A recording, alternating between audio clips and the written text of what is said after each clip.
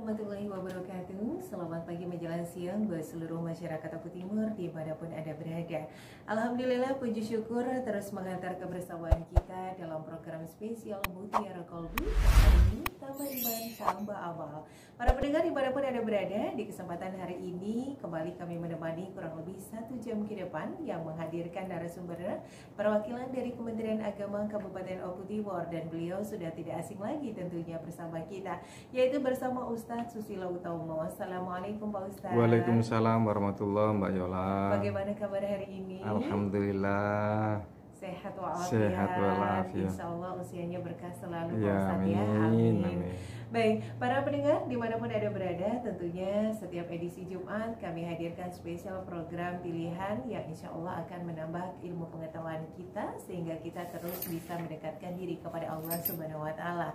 Di kesempatan hari ini kita akan mengangkat tema yaitu tentang zikirmu menguak segalanya. Wow, ini menjadi acuan kepada kita ya, bahwa pentingnya berzikir, beristighfar kepada Allah Subhanahu wa Ta'ala, mohon ampun sebanyak-banyaknya, karena tentunya takaran dosa kita ini kita tidak pernah tahu gitu ya Pak Ustadz ya. Setiap hari buat dosa. Tidak mungkin tidak ada dosa yang kita lakukan. Nah, mudah-mudahan ini menjadi sebuah inspirasi kita ya kepada seluruh masyarakat Oku Timur bahwa pentingnya untuk terus berintrospeksi diri. Seperti apa kesalahan yang kita lakukan, bukan justru sebaliknya menghitung-hitung apa yang sudah kita lakukan, baik itu kebaikan ataupun amal ibadah kita. Baik, para pendengar dimanapun Anda berada, tentunya di kesempatan hari ini sesaat lagi kita juga akan undang seluruh masyarakat Oku Timur bergabung melalui layanan telepon di 0735481800-nya ataupun SMS WhatsApp-nya di 08117241-800 yang ingin bertanya-tanya seputar tema kita atau di layar tema hari ini. Tapi sebelumnya kita akan dengarkan terlebih dahulu kajian singkat yang bertemakan zikirmu menguak segalanya. Silakan Pak Ustadz. Terima kasih Mbak Yola. Jazallah Sayyidana Muhammadan anna khairan jazallah Sayyidana Muhammadan anna wa ahlu. Assalamualaikum warahmatullahi wabarakatuh. Waalaikumsalam warahmatullahi wabarakatuh. Alhamdulillahil qail fi kitabihil karim. A'udzubillahi minasyaitonir rajim. Alladzina yadhkurunallaha qiyaman wa qu'udan wa 'ala junubihim. Wassalatu wassalamu ala sayyidina Muhammadinil qail. La yazalu lisanuka ratban bidzikrillah wa ala alihi wa ashabihi wa mawalah la haula wa la quwata illa billah. Kaum muslimin dan muslimat, sejangkau siar pendengar Radio BKM dimanapun Anda berada, yang radio ini selalu dinanti di hati masing-masing pendengar.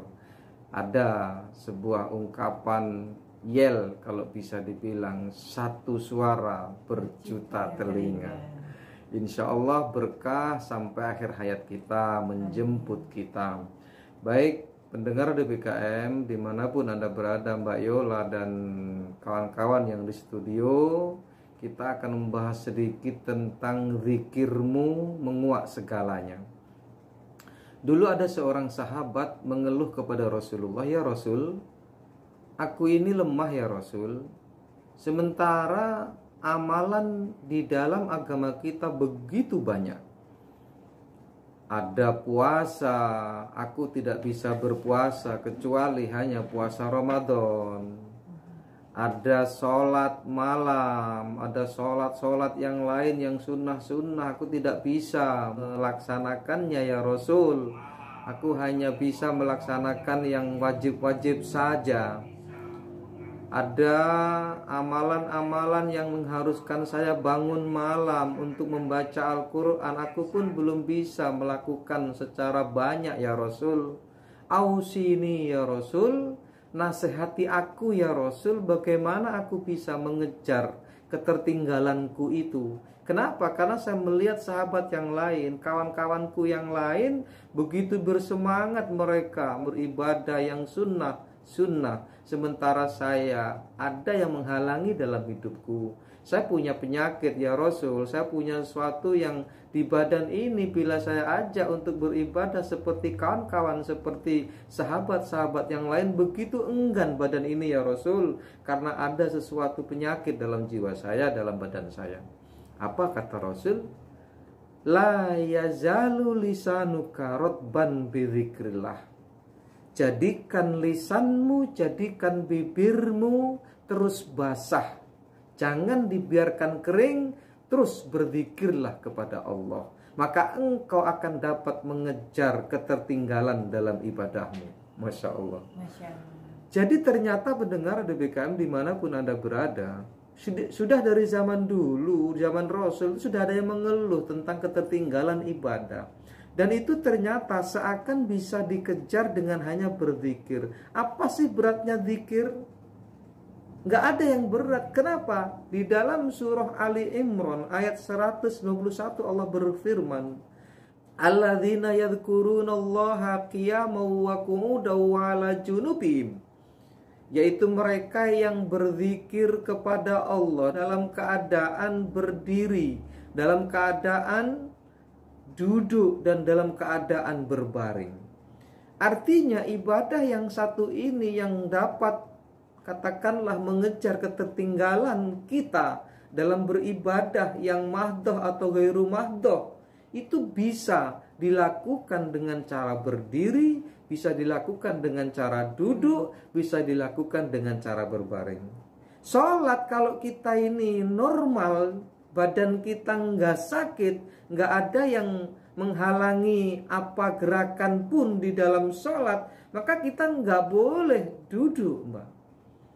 Kita bisa duduk kalau ada halangan yang menghalangi kita berdiri. Kita boleh berbaring sholat asalkan ada yang menghalangi kita tidak bisa, karena kita tidak bisa duduk atau tidak bisa berdiri. Tetapi zikir itu bisa dilakukan berdiri, bisa dilakukan duduk, bisa dilakukan dengan cara berbaring. Meskipun saat kita melakukan dengan cara berbaring, kita sebenarnya mampu dalam keadaan duduk, mampu dalam keadaan berdiri. Tapi boleh di ibadah yang satu ini. Dan kata Rasul dapat mengejar ketertinggalan kita di dalam beribadah. Apa sih sebenarnya zikir? Zikir itu adalah nomina atau bentuk nomina. Nomina itu kalau bahasa sorofnya adalah al-masdar. Al-masdar itu adalah kalau begini, Mbak, seperti duduk, menduduki kedudukan. Nah, kedudukan itu namanya masdar namanya. Kalau dalam bahasa Indonesia nomina, seperti maju, kemajuan. Nah, seperti itu. Mundur, kemunduran. Nah, seperti lagi apa? Pergi, kepergian. Nah, seperti itu yang disebut nomina. Az-zikru itu dari verba atau aslul kalimah zakaro. Zakaro kalau ditasrifkan menjadi zakaro yadhkuru zikron. Jadi zakaro itu fi'lul madhi, yadhkuru itu fi'lul mudhari, dan zikron atau zikrun itu adalah masdar tadi. Jadi sudah duduk, sedang duduk, kedudukan. Seperti itu. Menyebut, sudah menyebut, kemudian sedang menyebut, penyebutan. Jadi zikir itu penyebutan atau pengingatan. Kenapa? Karena ulama memaknai zikir itu ada dua kalimat, menyebut dan mengingat. Maka kemudian dari dua kalimat ini digabungkan oleh ulama menjadi apa? Saat menyebut lalu ingat, saat mengingat kemudian menyebut. Jadi nggak bisa dipisahkan. Kita ingat sama orang tua, kita akan menyebut namanya. Kita ingat sama kekasih, sebut nggak, Pak, namanya? Kita sebut dong. Saat kita menyebut nama orang tua atau nama kekasih, kita ingat nggak? Ingat. Kenapa? Karena begitu lisan kita menyebut, maka hati dan pikiran kita akan teringat dengan yang kita sebut. Gitu loh. Saat mengingat Allah, oh Allah itu Tuhanku, lalu sebutlah, maka itu sebenarnya zikir. Saat kita mengingat Allah di waktu malam, lalu kemudian kita menyebutnya, dan saat menyebut Allah, Allah, Allah atau la ilaha illallah, itu adalah afdhalul zikri, sebaik-baik, setinggi-tinggi, selezat-lezatnya zikir. Jadi afdhal itu enggak hanya artinya baik, enggak hanya artinya utama, tapi kalau saya memaknainya dengan berbagai katakanlah kajian sufinya, jadi afdhalul zikri itu bukan sebaik-baik, bukan seutama-utama, tapi selezat-lezatnya zikir. Jadi selezat-lezatnya zikir ya la ilaha illallah. Nah, saat kita menyebut la ilaha illallah, kita mengingat bahwa tidak ada Tuhan selain Allah. Pendengar Radio BKM dimanapun Anda berada, lalu kita akan bahas juga tentang ayat-ayat Al-Quran selain dari surah Ali Imran ayat 191 tadi. Ada ayat-ayat yang lain yang menyuruh, memerintahkan, memotivasi kita untuk berzikir. Sebut saja di surah Al-Baqarah ayat 152 Allah berfirman, "Fadhkuruni azkurkum." Berzikirlah untukku, maka aku akan zikiri kamu. Ingatlah kepadaku, kata Allah, aku akan mengingatmu. Sebutlah namaku, maka aku akan menyebut namamu. Nah, ini indahnya di dalam Al-Quran itu. Fadhkuruni, hai hambaku, sebut aku akan sebut kamu. Alangkah bangganya seorang hamba yang rendah seperti kita ini disebut oleh yang maha agung. Jangankan Allah menyebut nama kita, ada seorang penceramah yang kita baru kenal barangkali, lalu dia ceramah di atas panggung, kemudian menyebut nama kita. Bangga nggak kita, Mbak? Bangga. Ada Pak Jokowi datang ke Martapura. Ya, ini tadi saya sudah ketemu sama Mbak Yola. Seneng, Mbak. Disebut Pak Presiden di hadapan orang banyak. Oh, berarti ada hubungan khusus, ada penghargaan di sana. Nah, bagaimana seorang hamba lalu kemudian dia disebut di hadapan para malaikat yang sebutannya begini, "Hai malaikatku semua, aku punya seorang hamba bernama Yola Arvina." Misalnya, dia itu kalau sholat, hai malaikatku, dalam semalam tidak kurang dari 300 rakaat. Masya Allah. Setelah itu dia berzikir, menyebut aku dan mengingat aku dengan sebutan Allah, Allah, Allah sampai subuh. Misal nih, padahal hambaku itu, hai malaikat, dia bangun jam 2 malam sampai subuh dia nggak tidur lagi. Misal nih, itu bangganya luar biasa kalau kita dengar. Ya sayangnya kita nggak dengar, tapi malaikat dengar, malaikat ngerti, lalu kemudian bersolawat untuk kita. Malaikat itu, Mbak, begitu Allah memuji, menyebut nama seseorang di hadapan para malaikat, malaikat langsung bersolawat. Artinya apa bersolawat? Mendoakan keselamatan kita di dunia dan akhirat.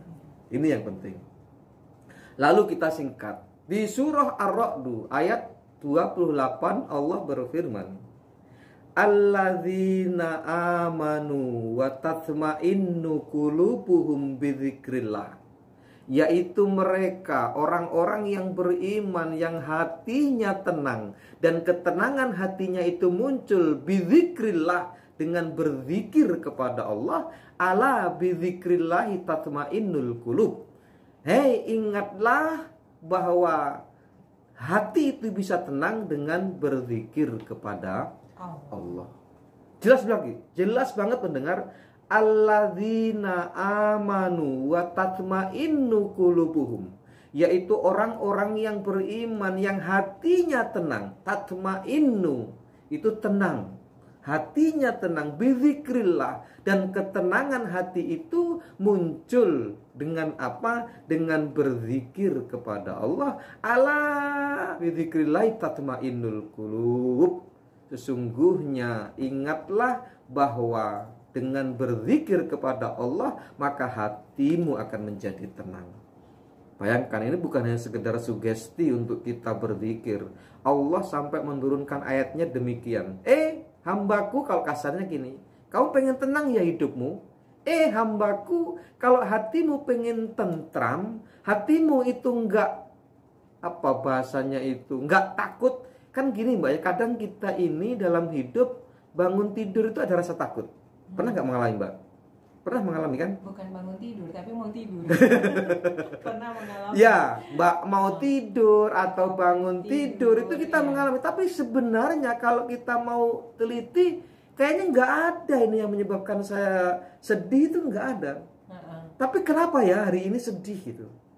Hari ini kayak ada rasa takut, khawatir gitu. Tapi kekhawatiran apa kita nggak jelas. Lalu pernah juga terjadi dalam hidup kita, bangun tidur tuh gembira gitu. Mau tidur tuh gembira gitu. Gembira tapi sebenarnya nggak ada yang pantas digembirakan. Tapi kenapa kita gembira? Itu sebenarnya sinyal dari bawah sadar manusia. Ada sesuatu di sana yang gaib tuh Mbak. Mungkin kalau kita dengan keadaan yang bahagia tadi, mungkin malaikat sedang bersolawat kepada kita. Kalau dalam keadaan sedih, mungkin ini malaikat sedang nggak nyaman dengan kita. Allah mungkin menceritakan keburukan kita mungkin. Tapi kalau dalam riwayatnya nggak ada Allah menceritakan keburukannya. Tapi paling tidak seperti itu gambarannya. Nah, kalau kamu mau tenang hidup di dunia ini, kata Allah, banyaklah mengingat aku, banyak menyebut aku. Tergambar juga di surah Al-Ahzab ayat 41, ya ayyuhalladzina amanu dzkurullaha dzikron katsira. Hai orang-orang yang beriman, berzikirlah kepada Allah dengan zikir yang banyak. Bayangkan Bapak, berapa ayat sudah saya sampaikan tentang zikir. Itu nggak selesai sampai di situ, masih banyak tentang zikir. Bahkan di surah Toha ayat, kalau nggak salah insyaallah ayat 14, innani anallahu la ilaha illa ana. Sesungguhnya aku ini adalah Allah, kata Allah. Tidak ada Tuhan selain aku. Fa'budni wa aqimis sholata li dzikri. Ibadahi aku dan sembahlah aku. Dirikanlah sholat untuk mengingatku. Coba. Jadi ternyata sholat itu bagian dari zikir. Orang yang berzikir belum tentu sholat. Tapi kalau orang yang sholat pasti zikir. Ini kadang yang kita tidak menyadari bahwa sholat kita itu ternyata zikir kepada Allah. Makanya sampai digambarkan ya, orang yang berzikir itu adalah orang yang hidup. Rasul itu menggambarkan mathalul ladzi yadhkuru rabbahu wal ladzi la yadhkuru rabbahu mathalul hayyi wal mayyit. Perumpamaan orang yang berzikir kepada Allah dan orang yang tidak berzikir kepada Allah itu perumpamaan seperti orang yang hidup dan orang yang mati. Bayangkan tuh. Bahkan di dalam zikir itu nanti itu gambarannya bagaimana orang itu bisa hadir di hadapan Allah. Nah, pertanyaan besar kemudian, bagaimana kalau kita belum bisa khusyuk dalam berzikir? Belum bisa hadir dalam berzikir? Belum bisa seakan melihat Allah dalam berzikir? Belum bisa serius dalam berzikir? Lisan kita berzikir tapi ingatan kita kemana-mana. Boleh nggak berzikir Mbak? Ingatan kita ingat dari perjalanan, misal kita dari Palembang, tetapi kemudian setelah sampai di sebuah tempat, sebelum rumah kita sampai ke rumah kita, maksud saya, kita mungkin berzikir sebentar di sebuah masjid, tetapi yang kita ingat bukan zikirnya pendengar, yang kita ingat adalah perjalanannya.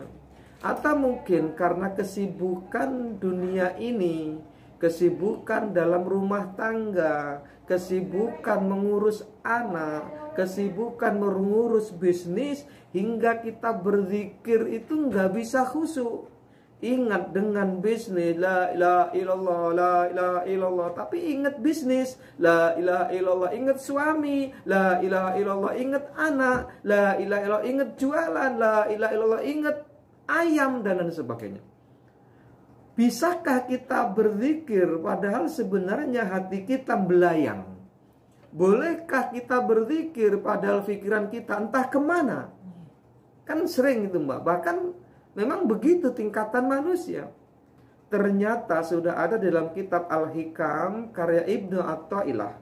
Ibnu Athaillah itu secara khusus membahas tentang zikir dan agak panjang kaidahnya, agak panjang hikmahnya itu. Ditulis oleh beliau, lengkapnya begini. La tatruki dzikra li adami huduri qalbika ma Allah.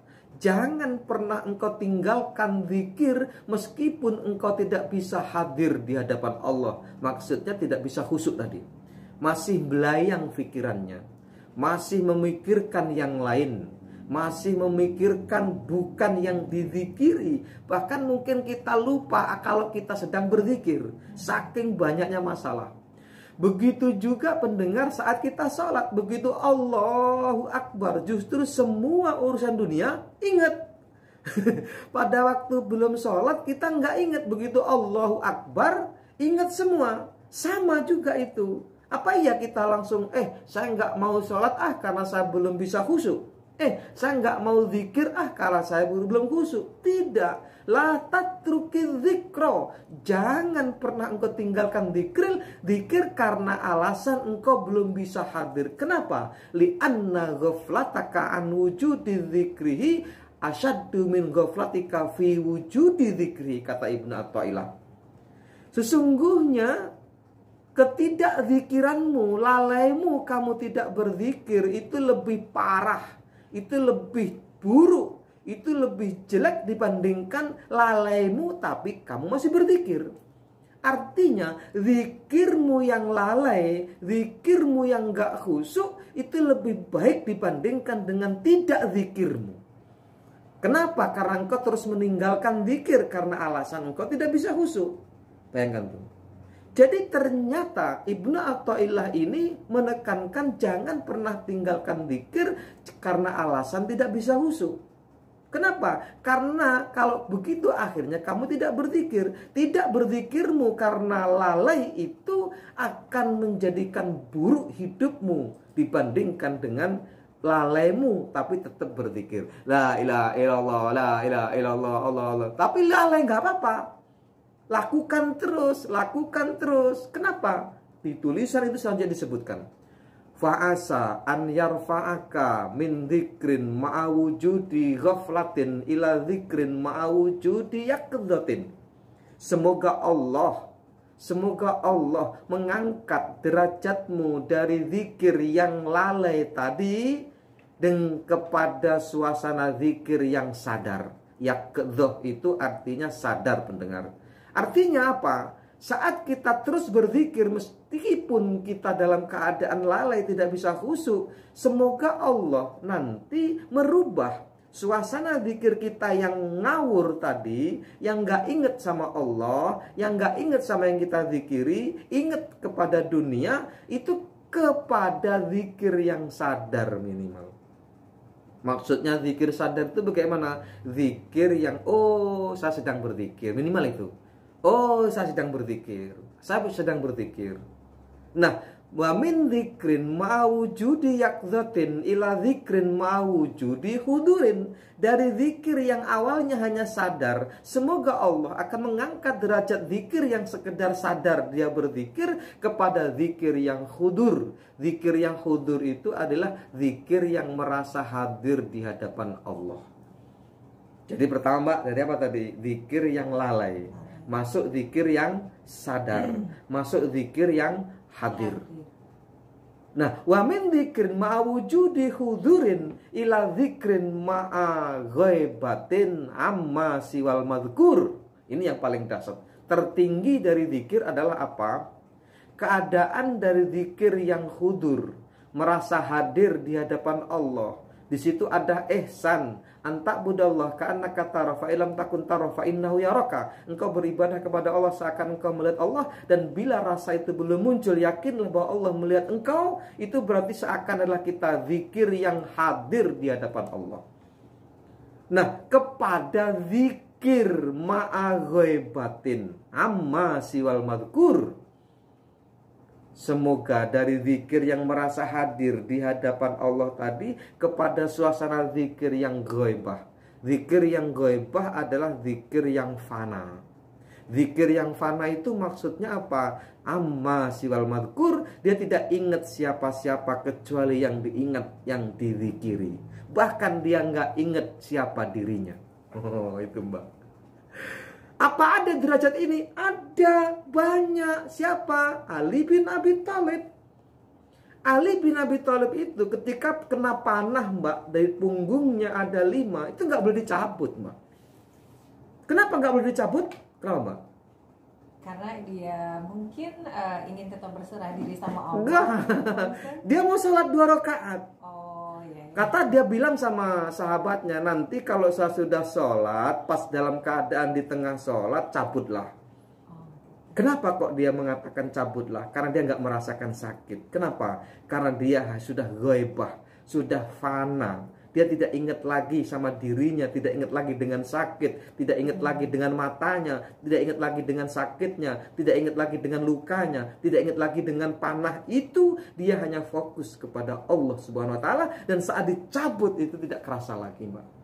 Jauh kalau kita, Mbak, derajatnya belum sampai di situ.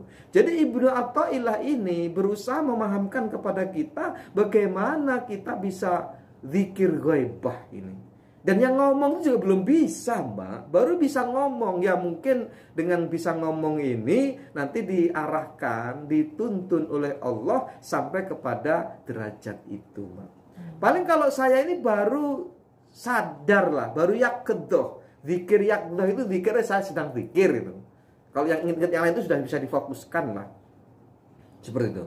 Nah, baru nanti setelah yakedoh hudur, merasa hadir di hadapan Allah. Begitu sudah hudur, semoga Allah memasukkan ke dalam suasana yang ghaibah tadi. Seperti Ali bin Abi Thalib, saat dia sholat tidak ingat lagi siapa-siapa. Yang diingat hanya Allah Subhanahu wa ta'ala. Tidak ada rasa lagi ketika dicabut anak panah dalam tubuhnya. Dan ini terjadi di masa Rasulullah. Apakah ada orang sekarang? Banyak. Tapi kalau orang sekarang kan nggak dipublikasikan, Mbak. Yang kita bicarakan real dari sebuah hadis menceritakan bagaimana Imam Ali saat, dan itu sahabat yang lain juga seperti itu, Mbak. Abdurrahman bin Auf itu kalau udah sholat, Mbak, Masya Allah. Padahal kita tahu Abdurrahman bin Auf itu orang paling kaya, Mbak. Sampai dijuluki gubar. Gubar itu debu yang menempel di tangannya itu bisa jadi duit, saking pintarnya berusaha. Jadi gagal miskin lah kira-kira gitu. Kan banyak orang gagal miskin, bukan gagal kaya gitu. Gagal miskin. Mau dimiskinkan, mau dia itu pengen miskin, Mbak. Karena kan Rasul pernah ngomong, yang kaya-kaya itu nanti akan sulit dalam hidupnya di akhirat. Kenapa? Karena hisabnya panjang. Takut Abdurrahman bin Auf. Lalu kemudian mau memiskinkan diri pun nggak jadi miskin, Mbak, kalau diceritakan. Pendengar di BKM di mana Anda berada? Jadi semoga wa ma dzalika 'ala Allah bi'aziz, dan hal yang demikian itu dalam ayat Al-Qur'an disebutkan tidak sulit bagi Allah untuk merubah dari zikir yang ghaflah, zikir yang lalai kepada zikir yang sadar, zikir yang sadar kepada zikir yang hudur, dan zikir yang hudur kepada zikir yang ghaibah. Saat itu bagi Allah tidak sulit asalkan kita mau berzikir. Masalahnya sekarang ini banyak di antara kita yang nggak mau berzikir. Zikir itu apa? Dianggapnya ini dan lain sebagainya. Padahal ini ibadah yang luar biasa. Jangankan kok la ilaha illallah, kita sholawat 1000 kali aja dalam sehari, itu luar biasa efeknya. Akan membuka segalanya, akan menguak segalanya. Hanya dengan sallallahu ala Muhammad 1000 kali, coba jenengan praktekkan dalam sehari 1000 kali, akan menguak segalanya. akan mudah menerima ilmu, akan mudah menghafal, Mbak. Itu, Mbak. Jadi luar biasa yang saya rasakan itu, Mbak. Jadi menghafal itu mudah banget, Mbak. Menghafal apapun itu mudah banget. Itu insya Allah.